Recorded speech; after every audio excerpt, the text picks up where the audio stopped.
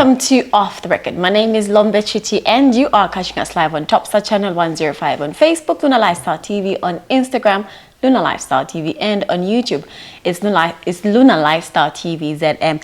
Today, I'm excited to have a man who is Zambia's most recognizable voices in government communication. He is serving as Permanent Secretary in the Ministry of Information and Media. And of course, today we're looking at getting to know him beyond the official statements, beyond the press, releases, beyond the press briefings, and get to know him as the man that he is, a father, a husband, a leader, and a man whose personal journey has been marked by resilience. Help me welcome Mr. THABO KAWANA for this beautiful conversation. Thank you so much for joining us, PS. Welcome to Off the Record. Thank you very much. I'm grateful for the invitation, and I'm so glad to be here, especially that we're in Ndola, the friendly city of Ndola. We just had to remind you why we are called the friendly city. Oh, yes. PS, without taking much time, I want you to take us into your childhood. But before we get there, this show has a tradition. We usually take coffee. Can I pour you some? Please do, by all means.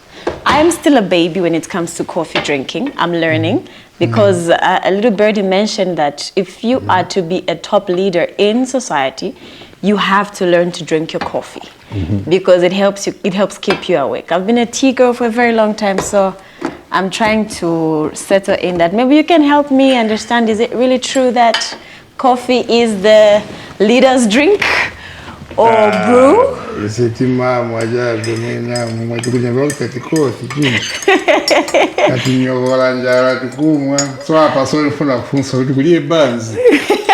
But I think Bazapangapo somehow. We have a kitchen though, you've seen it, PS, yeah, I'm sure. Nice kitchen, I must say that. Bazapangapa, and hopefully we can have you, cook us a meal, even if it's just frying eggs. Yeah, no, for me, anything goes. Wow, that means you're a very easy man to go by. I'm a simple human being. I just flow. Nothing complicated. Nothing complicates my life. I don't stand up. I don't grandstand. I don't put on a show for anybody. What you see is what you get. What you get is what you see, and life goes on. You don't like me, yeah. You like me, hey. You won't even make me like you if I don't like you? The pressure. That's a good one. I think I've gotten something today as the interview starting. If you don't like me, the pressure.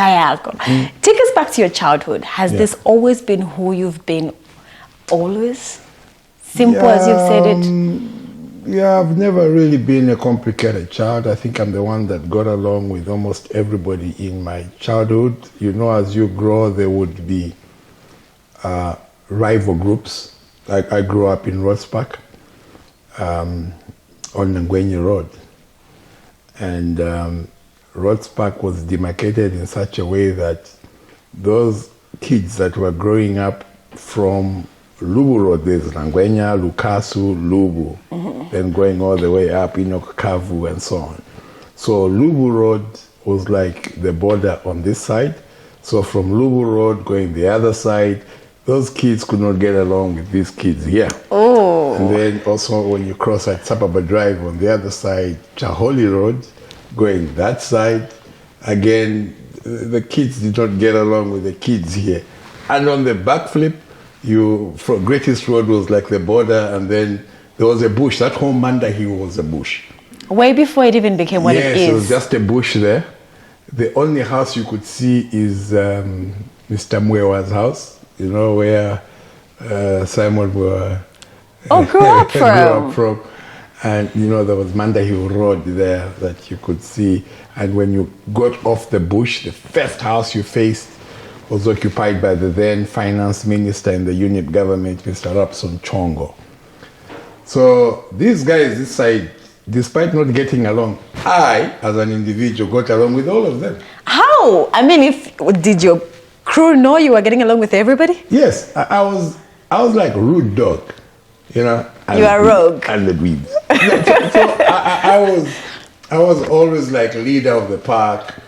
And I think I reigned supreme at Olympic swimming pool.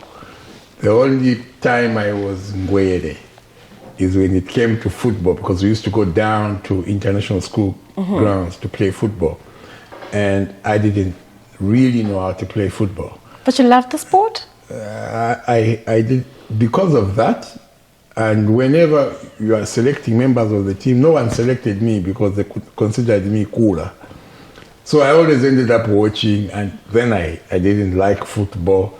And even now I like to watch the Zambian league. And one or two selected, games here and there. But I'm really a crazy fan, but I'm a great fan of the national team. Mm-hmm. And I get affected when they win or lose. But I'm not the kind of guy that would take a drive to go and watch. We come to the Copa Belt for football. No, I don't do that. It is as a result of that childhood. But when it came to the swimming pool, I reigned supreme there. I was the man in charge of Olympic swimming pool. Tell us about it. There, no one could beat me. I swam the best. I was the best, kumabomu. And then, if we don't like you to come to the swimming pool, even if you paid, we kick you out. So let's talk about this. Then, does it mean dominance for you started early?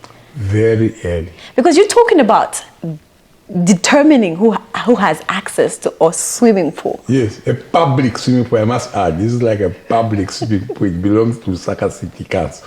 You pay to go in. After you pay, you come in and tell you can't come in. Then you go back.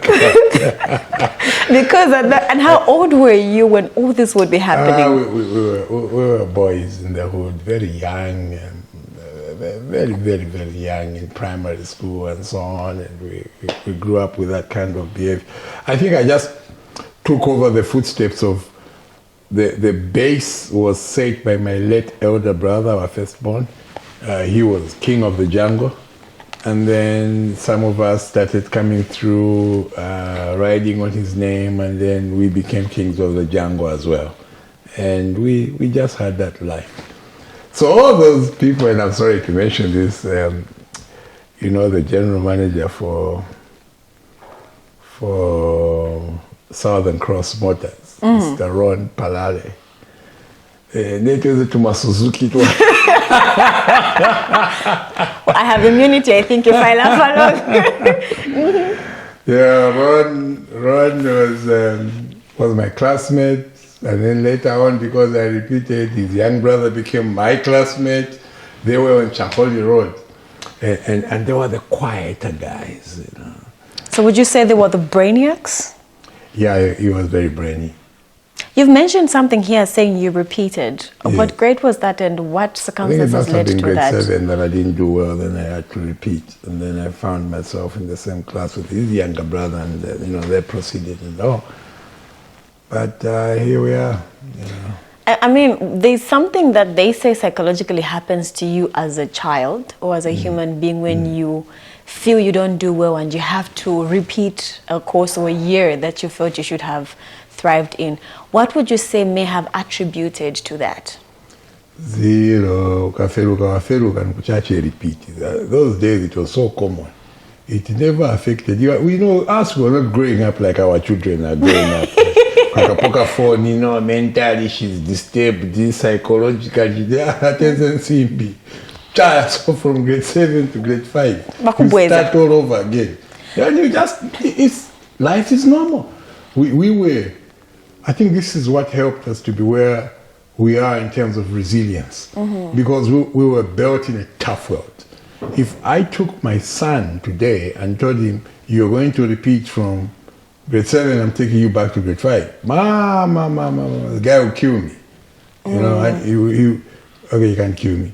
Chap will probably consider committing suicide, because these young people are so weak, so emotional, and so us, we were not like that. What do you think could have contributed to what the disparity that you're talking about? Well, when you did wrong nowadays, you got whacked. These days, yeah.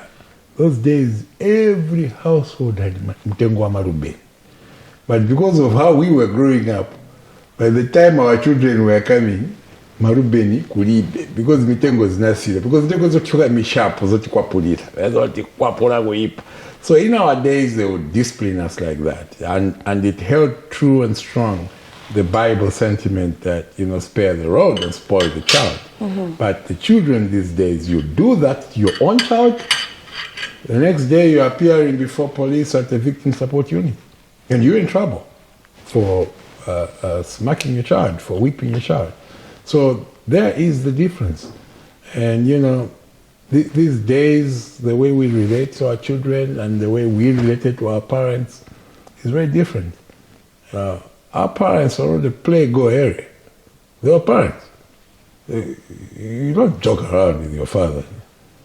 You may put one or two on your mom, but you don't joke with your dad. These days, man, they throw water on you while you're sleeping. You're taking a nap, your father throw water and they laugh. And they put pranks on you. These chaps, easy. Regan, what did a man's cook? So for us, I think our raising was different and tied to that time, and the raising that we're doing to our children now is different, tied to this time. So how do you say it is affecting how they respond to societal pressure? Because, I mean, for you, you're talking about being raised in a time and era when discipline was very rife. Like you say, you can't go and pour water on your dad or mother just for fun. For the fun of it. Because there's an expectation of how much you should respect them. But now there's that rapport between fathers and sons, fathers and daughters, fathers and sons and mothers. Has that softened how they respond to the societal pressure compared to what you were baked? Different times, different times. I guess now the times are different, and the way we relate with our children is different. You run the risk of spoiling the child that cannot operate in society and cannot live beyond the comfort of your home. But you must now use that closeness to your children to prepare them for what is outside, beyond the gates of your war fence. There's a world outside there. And they need to learn how to survive in that world. It's a jungle, with or without you. Chances are that you will not be there. These kids, if they only know you, they don't even know their relatives, they don't even their friends, they don't even have friends that are struggling or poor, if you like. They just have those kind of friends. Those are fans. At some time, when you are no longer there to provide the lifestyle that they have, even those friends of theirs can no longer relate with them, because then they no longer have what it takes to belong to that club or cycle. So you must prepare your children to be survivors, with or without you. So for me, I'm a realist. And I prepare these guys to lead a life that they should be able to take on the world, tough as it is, with or without me. My firstborn daughter is now second year, going into third year at university. The friends that she went to school with, when she finished her grade 12, started crossing over, going, Europe, America, and so on, for university education. And I said to her, "You're going to UNZA." She says, "Dad, I can't go to UNZA." You can afford to take me outside the country. I said, I'll make you a deal. You go to UNZA. When you close schools, UNZA, you want to visit your friends? Tell me. You can go. Wow. Visit your friends, 2-3 weeks, you come back. Your school is UNZA. Why that decision, though? Because, I agree with her. You can manage to take her out of the country. Yeah, but, she needs to go through the meal. Her mother was at UNZA, and I'm happy that she's even in the same October where the mother was, and, Is that where you met your wife? Yes, I met her in October. My daughter's in October. I was born in October. So the independence of the country in October. God damn it, it's an October year. So this October is where she is. She's learning the ropes of life. I'm very happy and very proud of her. She's caught on. She's a tough girl. Because she's a firstborn, I can't afford to have a Suzuki firstborn. Girl or boy, I have been proud of my daughter as the eldest amongst her siblings, despite most of my friends having ridiculed me back then and said, how can you have a girl for a firstborn? You don't say? Yes. And some of them, not that I'm celebrating, but their sons are junkies. Not that I am celebrating. Yes, I hear you. But I'm just saying it's a way we bring them up. And my girl is a warrior. And she's a very responsible child, and I'm happy. And now she's providing the leadership for her younger siblings. And that is why you need to find a way of ensuring that the children have a way of living their lives even beyond your life. I am in this condition anytime I'm dying. Okay, and a lot of people tell me, what do you like talking about death? Death, Romba well. Now, halfway. So you can either talk about it or not talk about and pretend, or die.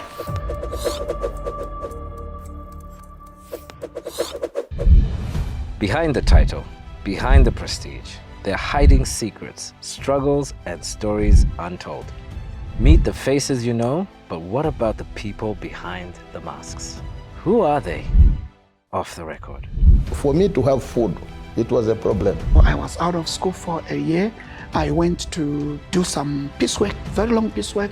My career didn't start all rosy. Of course, started on a faster note at some point. I've never drank in my life. I tried once and I was a bit noisy. Yeah. So I decided, the end of it. yeah, I decided, no, I'm not going to drink. Yeah. I'm one of those few that after completing grade 4, I only stayed for 5 months and I was already in tertiary education. The question came and I said I want to be president. I was laughed at. I just wanted people to understand the implications or the things that happen when one is about to have a stroke. And I want to confess that at one given time, I nearly crucified myself. The journey, the struggles, the triumphs, it's time to get real. From the operating room to the boardroom, from the podium to the pulpit, we're going off the record. Unfiltered, unscripted, unforgettable.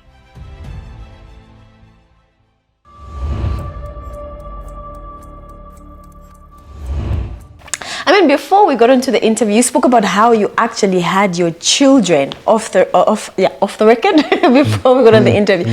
How you had your children, I mean, write you tributes. But before we even get to the tributes, you've spoken very, openly about your dialysis journey. Yeah. And maybe that's why you're making reference to your health like this, the second die anytime. What made you want to have your children write you tributes as if you would die today or tomorrow? Well, I go to funerals, and I went to this funeral one day, and I was sitting with my firstborn daughter, and this girl read out a tribute to her late dad. And I was looking at her, and my daughter was looking at her, and in my mind I was telling myself, that is so nice to say. But if only the person was alive to hear that. Then somehow my daughter says, if only her dad was alive to hear that. I was like, what? You're thinking what I'm thinking. Then after some time I called all my children and I told them, you know what? You guys, I need you to do your tributes. I need to hear your tributes as you are going to read them at my funeral. So I'm giving each one of you 2 weeks. Go sit, think, come up with your tributes, and then come and read them to me. Do you feel you are preparing them for a death, or you're just trying to let them feel that you want to feel their love and words while you're alive? I never stop preparing them for my death. From the time I got afflicted, I keep telling them, anytime. even if today I drop dead, my children say, yeah, okay, we've stolen some time with this guy. It was a long time coming. Yeah, so death should not be something that should worry us and scare us. This is why Zambians die without writing wills. Because you're scared of death, and therefore you are so scared to put down a will. Write your will. You will die. I have news for you. You will die. Okay, so either way, it is best. So for me, I've done my part. The kids have written their tributes. I have heard them. The rest of you will only get to hear them at my funeral. But I would have heard them. How did you feel when they were reading their tributes to you? Touched, so touched. Do you feel that you... Each one of them described me in a way that they see me and I mean to them. And it's very humbling that these kids see me the way they do. It helps me carry on in the days. You know, being a public figure, and who took Anna. I was actually coming to that because, I mean, if you have time and your children can describe you away from your public office, because, I mean, sometimes you are home away from home, 3 months, 4 months, but if your children still have the time to have that emotional connection with you, did that make you feel you are doing a great job as a father? It actually helps you to pull through your daily. You know, as a public figure, people will insult you, they'll say things about you, they will write bad things about you. You know, it's just that on this show we don't need to mention people's names. But they will write things about you. If you're not strong, it will get to you. But for me, I think what helps me sail through these moments is then I think of how my kids look at me. And I am encouraged. Because they describe me as the greatest father they could ever ask for. The sweetest father they could ever ask for. The best father they could ever ask for. Then you come and write all this rubbish about me. P.S. THABO KAWANA rejects. Again, I will still come back and say, hey, yo, ni pressure. It's got nothing to do with me. Me, I have my own, you know, gang. And these kids love me and they adore me and they look up to me and they comfort me a lot. So whatever you say, doesn't matter. So how do you balance it up then? Because, I mean, of course, before you got into public office, you were very active on the political sphere as opposition. And still, even that meant you still had very little time at home. So how do you balance your line of work? To the contrary, I am very strict when it comes to family time. Okay. Even people that call me, they'll tell you that, okay, it's a very big gamble to call this guy over the weekend. Because then I'll tell you, it's time for me and my children. Okay? So I am very strict when it comes to family time. Firstly, I allocate time for the family and I don't allow anything to anyhow disturb. I think the only phone call that can disturb me from my family engagement is when it says President HH. Hiyo rotili party na party masala ile na connect. Wetazofanya kwenda huko, hiyo ni pressure yani. Me, I've gone for it. But I create a lot of time for the kids. I create a lot of time for home. And I don't like to keep late nights. Whenever I'm off work, I go home. I don't do these social visits, drive to the club, drive to the gym, all these excuses brothers make. I don't do that. When I'm not off, I go home. And then I spend a lot of time with the kids for their days.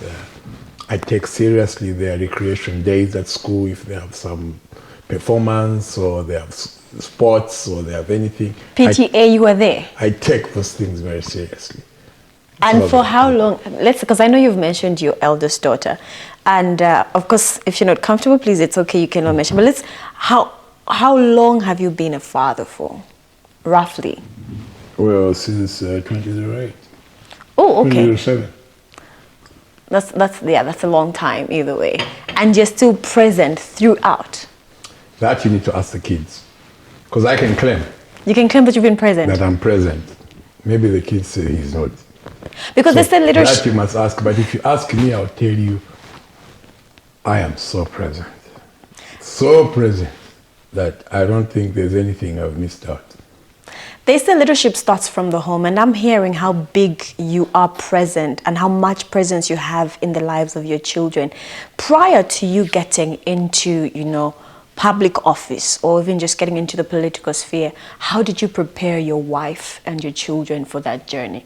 Or maybe as she met you, she knew you were going there because maybe paunza mwenzeko muma union. She found the card, she made the card. There's nothing You to don't prepare. say. Or panenzo kumufuna was in Chicago. Please tell us how you met then, because I'd like to hear. I'm a political animal through and through.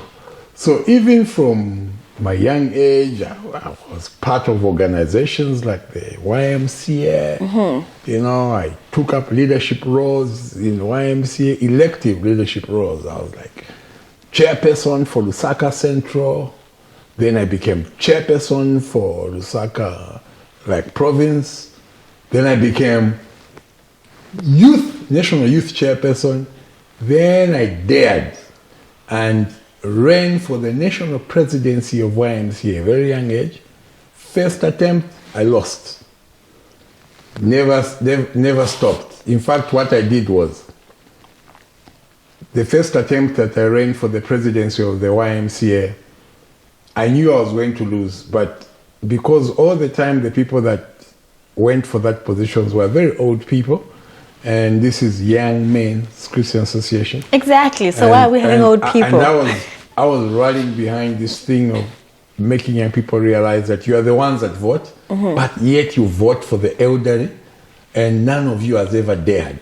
So I would dare, but I know you are not there yet to vote for me. I will just show you. But just to show you. Okay. So I stood at an elective AGM and I lost. Then I organized transport, picked up all the young people, took them to my place. It was in Kitwe actually at that time. Took them to my house and had a big party. After losing? Yes, after losing. Big party. Drinks, brides, what? And I addressed them. And I said to them, the reason I've hosted this party, because today we have lost the election, but we have won the battle. Never has a young person stood to challenge the status quo. And today we have managed to challenge the status quo. We may not have won the presidency, but we have sent a warning shot. And when was this? That we are here some time back. Would you say the guy here would know. Some time back. Then, 2 years later, there was another elective AGM for YMCA. And I went for it. This time it was a sell-through. And I became the youngest national president of the Council of YMCAs in Zambia. And every time I traveled outside the country and we sit at the table and there are national presidents, I was the youngest. And everybody kept looking at me with green eyes. How did he scoop this seat? How kept he? But that's who we are. So we've always been political.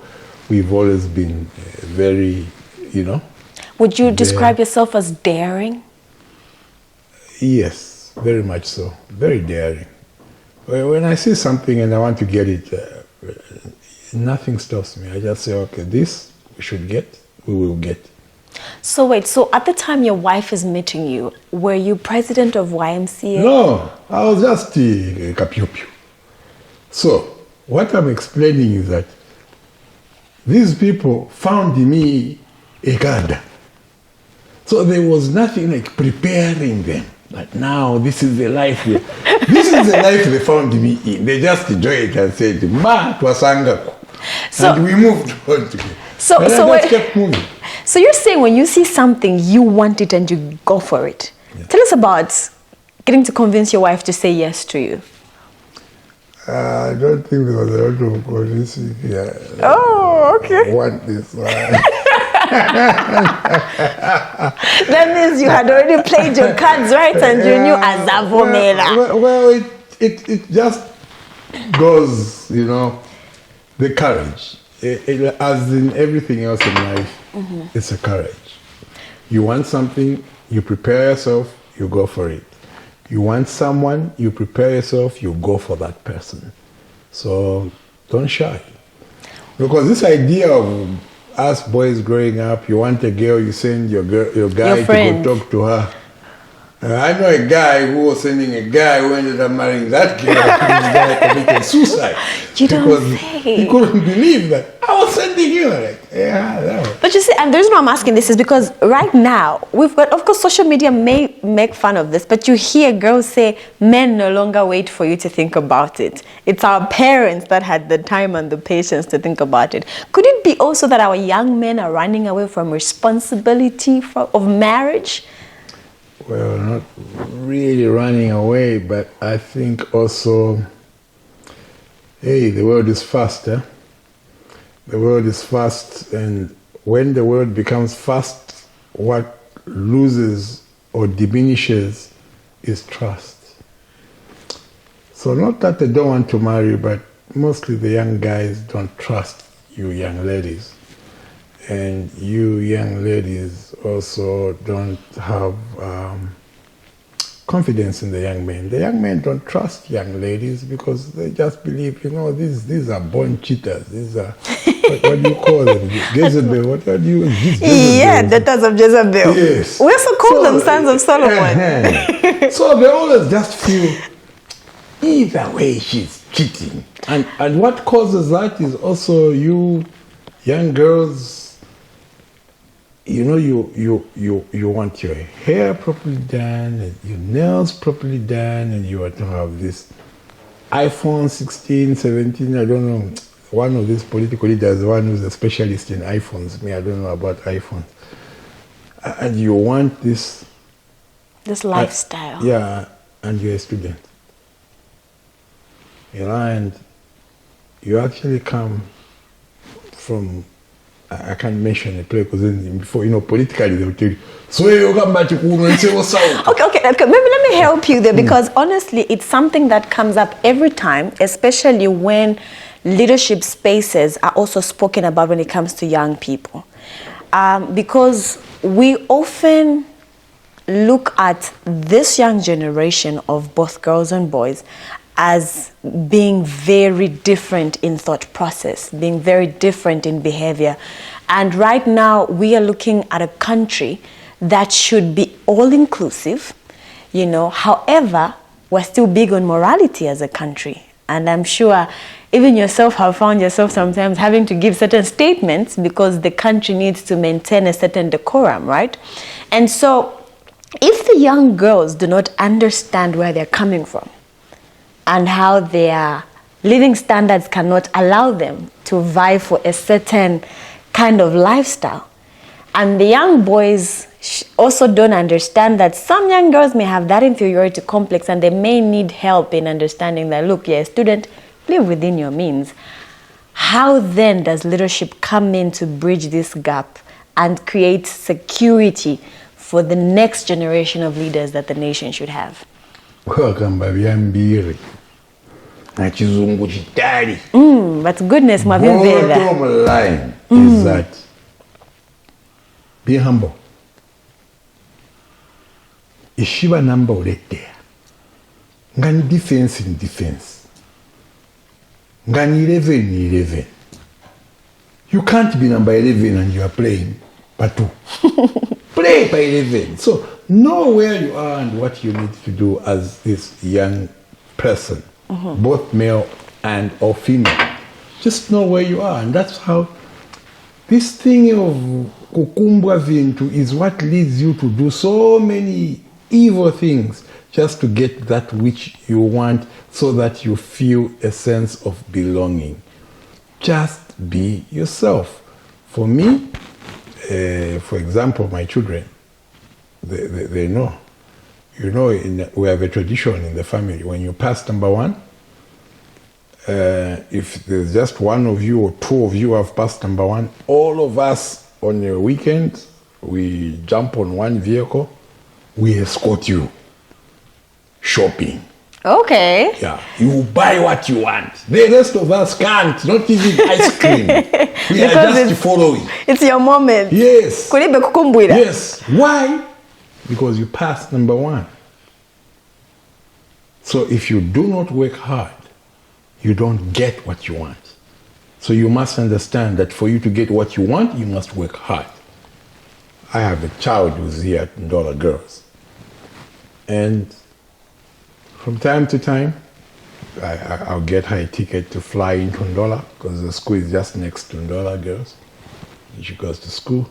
Sometimes I send a vehicle, pick her up. If her results are just below what I expect, she knows. Majando. No way. No. She's there. Oh, wow. Just ask her. She knows. Even as she writes her test and her results come out, she even knows. I'm flying back home. Oh, I'm going by public transport. I have no time to waste when you do not want to work hard, because nobody will tell you to work hard beyond my life. The world is cruel. Mm-hmm. So if you don't work hard when I'm alive, when will you work hard? It is your role is, look, I get you the books, I get you the uniforms, I pay your fees, I do everything. All I ask from you is study. Study. Is that asking for too much? So how do you fail? Because when you fail, somebody in your class passed number one. And it's usually that child who doesn't even have proper shoes. Because you have everything. How do you not pass number one? Not in my house. Give me bad grades, jump on public transport. Even when you get to intercity there, we tell you, get the young. Nobody's coming to pick you up. We are watching TV. Who will come and pick you there? To pick what? Would you say this is the same approach you have taken into your leadership spaces everywhere you've gone? People must earn their place? In the places I've gone, not necessarily that people should earn their places, but I hate injustice. I believe that we're in leadership roles to protect and care for the vulnerable. So everywhere I have gone, I have taken care of the least person in that place. So if you come to my ministry, you find that people like cleaners, guards, name them. These guys have access to my office. They don't need to make an appointment? No, there's no appointment. And if I catch you, you are in senior management and you are mistreating people in my ministry, that's a very big issue. That's a very big issue. I'll roll over you. I don't tolerate people mistreating, especially those that are vulnerable. I mean, some of these decisions that you make, like you're saying, someone may be in senior management and they feel they need to carry out orders in a manner you don't agree with. And sometimes it may come with having to make some difficult decisions. So what would you say has been the greatest challenge of your life when dealing with people, the vulnerable and those that hold high offices? Well, trying to see if I've understood your question, but I think that one of the most difficult times I've probably had is to deal with a colleague who has a responsibility, is in senior management, they understand how I move, they understand how I think, they understand how I operate, but they still go against even that and mistreat others, deliberately making the life miserable of a vulnerable person. I think I blow my lid off over such, and in fact that's a colleague who is even a friend. But I'll still say, you can't. How? And then I'll suspend such a person. If you have to. Yes, if I have to. I'll charge. Do you apologize later? Like, okay, No, boy, I have sorry, no but apologies for such things. Oh, wow. Because I talk to you and I make you understand that, God gave us these responsibilities to look after one another. And I just like that people should make the work environment a very good environment that people look forward to come to work and not feel cringy and not wake up and say, my goodness, it's time for work again. I'm going to see that one. No. I don't like a situation where you are the boss and when you enter the corridor, everybody scampers. Within 3 seconds, the corridor becomes empty and quiet. And you think, all right, I got power. No. People must run from their desks to the door because they want to say hi to you. because you've just walked in. Yes, you're the boss. They just want to say hi to you. If somebody was seated at their desk, they ran to the door. I say, good morning, PS. Hey, you're good. And you know a bit of... And that makes you feel Yes, you can't know everything, but just know a bit of something about almost everybody. I attend funerals of my least workers.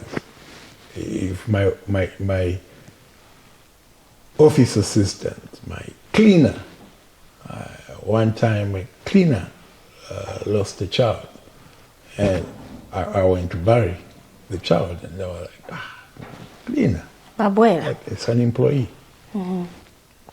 One time my driver lost a sister, and as you leave Lusaka as a PS, I don't just drive out. I must write to the Secretary to Cabinet to ask for authority to travel outside town. I can only move around Lusaka freely. The moment I want to leave Lusaka, I must put it in writing. And the Secretary to Cabinet, who is my boss, must give me authority or not. So I wrote to the Secretary that I want to go to Kabwe because my driver's lost a sister and I'm going for that funeral.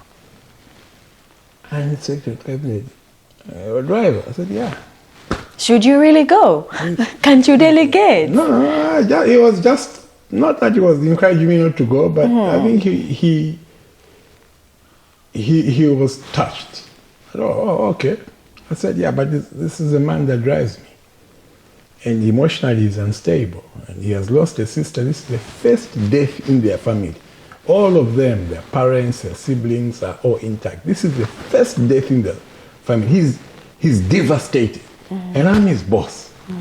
And I don't appear at the funeral. So I have to travel all the way to Kabwe and attend the funeral and so on. But I do a lot of these things, not out of show, but that's who I am. And I just believe that God gives us what we are and puts us where we are so that we look after the less, the weaker people. Some people look at an empathetic boss as a weak one. Try. And so would you say it's very important for a leader to ensure that empathy is one of their core principles or values? Well, for me, I think just be human. I'm a human being. I just live my life. And just be human after all.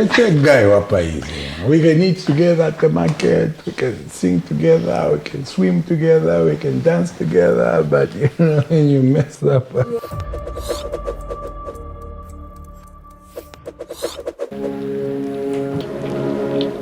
Wow me.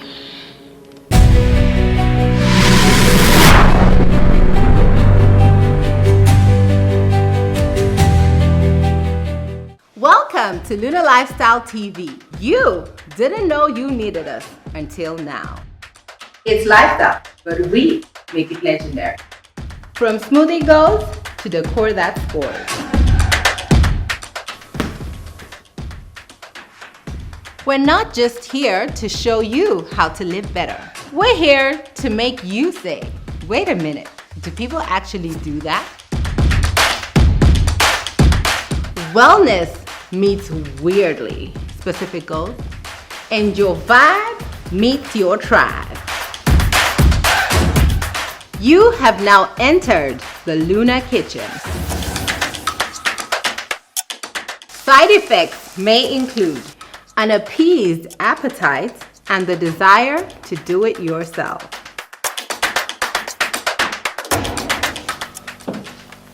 So go on, live light, live bold, live Luna.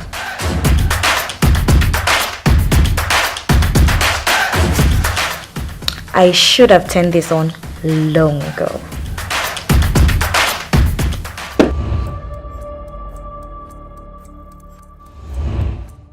I'm looking at time, and honestly, this conversation is going very beautiful with PS because we're getting to know a bit more about who you are, what drives you, what guides you. But I mean, also handling your office comes with a lot of criticism, as you said, which sometimes when not handled well can spill over into your personal life.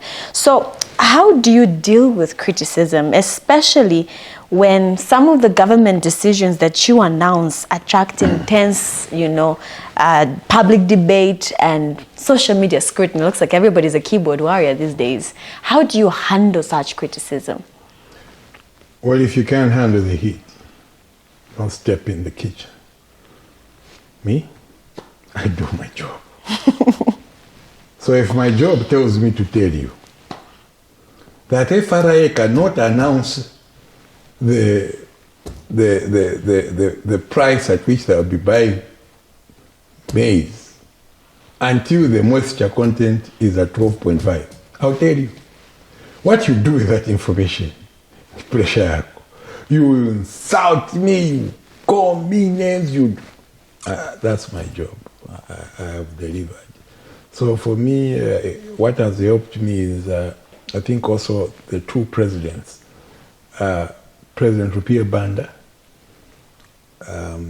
was very close to me. And one of the things he used to say to me is that, when you lead people, even Chisiru, you are its leader. But you expect Chisiru to do into Vausiru, but you are the leader. So you must carry on and provide the leadership. For that same person. For that same Chisiru. And also he will tell you, don't keep a grudge. Don't have a hate, don't keep a grudge. It will consume you, not the other person. It will consume you. So you always fly above. Then you look at the current president, President Hakainde Hichilema. I have said this in many places and I dare repeat it here. He's the most abused president in the history of this country. The most abused. He's the most insulted, the most demeaned, the most hated, if you like. Some people, you ask them, why don't you like President Hakainde Hichilema? I just don't like him. Why? Some won't tell you, but they hate him because of his tribe. But they won't tell you. Inherently, they've been told by whoever has told them that this guy can't be president because of where he comes from. But don't you think that is something that only a minority of the nation may have as a perception? Thank God. In fact, you've used the correct word. Few. That's why you can refer to them as a clique. And this same clique is a clique of thieves who, over the years, have been the same ones toying around with the reign of power and handing it down from generation to generation. But there are few. They're in the minority. We thank God. And that's why we have, I know that this show is not supposed to be political, so I'll shut it down here because boy, I'm about to go. But I'll shut it down here. So such things help you as a leader to understand that you lead all manner of people and you just have to let go and never keep a grudge. Well, I mean, because you've spoken something very profound and large, of course you get a little, you got as THABO as people know you. But I mean, if you look back from where you're coming from and where you are today, what achievement, personal or professional, makes you most proud? Well, Tikario cities, Tikariko. Okay. I don't think I've even reached the point where I can say, I'm proud of this, but I'll tell you, again, it's because you have said to us all here that the show is not political. But you have asked your question.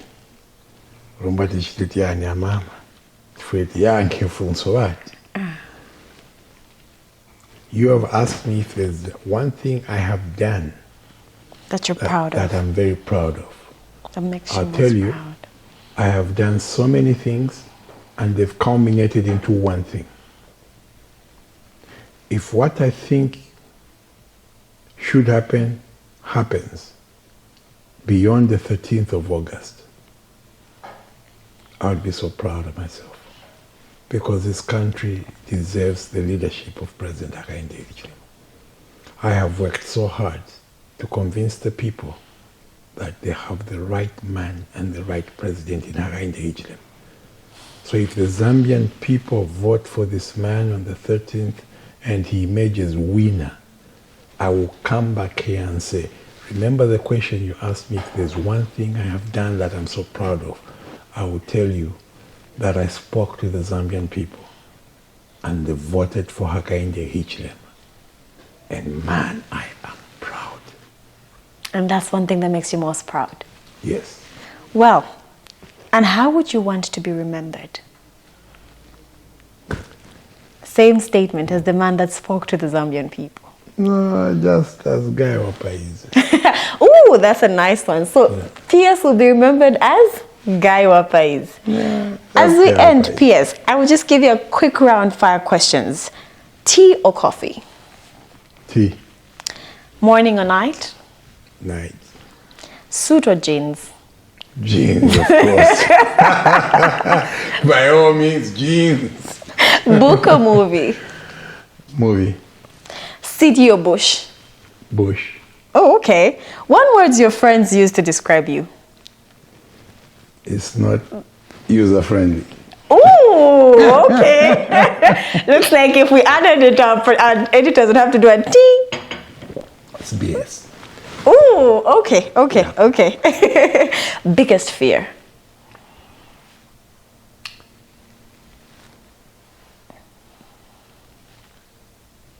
To die before my last one child is a little bit older. I would be very happy to die if she's in her secondary school. How old is she now? Gotta call her and ask her. Hey, Ife, how old is Chip? Chip is 9. 9. You don't say. A father on live TV forgot his own daughter's age. We're talking about age. Names go. Sometimes I call my two Iwe. And you're done, is it? No, I'll just you keep on you. Wait, that one. And they just as long as he's looking at you, he's calling you. Yes. Even sometimes I'll answer the phone. Yes, Chippy and Dubo. Dad, it's Dub. Oh, Dub. You're my children. What's up? I'm old. No, we understand. Yeah, I'm growing old. Wow. And what's your favorite Zambian meal? Shima with oxtail. And kalembla. The kalembla had to be there. Anytime, any day, but you can give it, there are 3 there. You want to give me a favorite meal? Do me oxtail, put kalembla and beans there. Nakabwadi. Not nakabwadi. Nachiwadi. Nachiwadi. There I would do it in 4 lamps. Nishiakaka. Okay. One person you would still love to meet, given a chance. My dad. Oh. I would just want to say, Leonard, look where I am. That's sweet. It would be nice. I just, even for a minute, just to say, dog, we are here. Oh, wow. I'd be happy to see him again. Wow. Looks like it brings back more memories. I needed more time, producer. Look at what PS is doing. Now he's making me want to ask more questions about that. Last question, what's a quote you live by? KK used to say it a lot, and I love it, and I live by it. Do unto others. What you love them to do unto you. Yeah. Wow. PS, thank you so much for coming through. I have gotten so many nuggets of wisdom. But allow me to ask this question. Your favorite line by Tupac? That's like... Are you sure you want me to say? Because I do have a favorite. I don't know if you I know you are not going to give it. I think my wife is laughing around so far saying, is she for real? Does she want him to say that? No. I just wanted him to show us that he's actually a hip-hop fan, because I've been hearing some of the statements that he's making. I'm like, PS lived like, looks like he was the life of the party time. Slap D, you need to feature the PS. Maki too, feature the PS. This mom, PS, he's your guy. PS, thank you so much for coming through. Any last few words as I let you go? No, I'm all good. Thank you very much for the opportunity. It also takes us off for a busy schedule, you know, in the heat of the campaigns, and your mind is heavy and you have to do a lot of activities. And when you get an opportunity to sit down like this, it helps you unwind. It's very, it's more or less like a therapy. And I have enjoyed myself, and I'm happy that we did this. And let's do this again. Yes, please. I'm looking forward. I need to hear stories about your dad. I need to hear them kwa session. How many were they? Why were they there? And all that. But because we cannot give you everything at once, yes, do stay tuned, and please be with me. Fingers crossed, we need to have the PS back. And of course, this has been Off the Record. My name is Lombe Chiti. Thank you so much for joining us. Catch the full interview on our YouTube channel, Luna Lifestyle TV ZM.